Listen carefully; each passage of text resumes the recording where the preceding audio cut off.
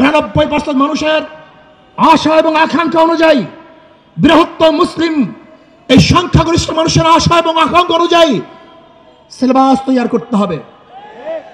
আমি বলবো, কবির চৌধুরী স্বঘোষিত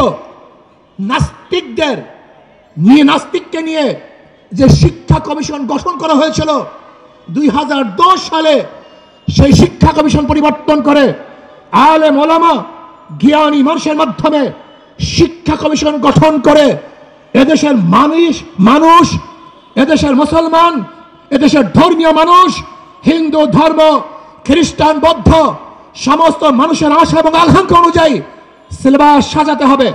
কোন অবস্থাতেই 92% মুসলমানদেরকে বাদ দিয়ে বাংলাদেশের মানুষ কোন সিলেবাস চায় না, হতে পারে না, হবে না। যেই সিলেবাসের মধ্যে নবী মুহাম্মদ সাল্লাল্লাহু আলাইহি ওয়াসাল্লাম ইতিহাস থাকবে না, যেই সিলেবাসের মধ্যে আবু বকর ইতিহাস থাকবে না, যেই সিলেবাসের মধ্যে ওমরের গল্প থাকবে না, যেই সিলেবাসের মধ্যে উসমানের কথা থাকবে না, যে সিলেবাসের মধ্যে আলীর গল্প থাকবে না, ওই সিলেবাস বাংলাদেশে চলবে না, চলতে হবে না।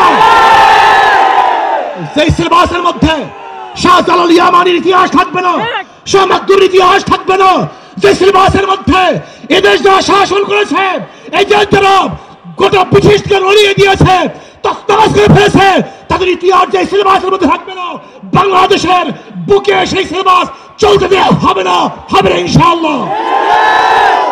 ভাই আমার, সতর্ক থাকতে হবে, চোখ কান খোলা রাখতে হবে। আজকে ফখরুল সাহেব বলেছেন মৌলবীদের কোনোদিন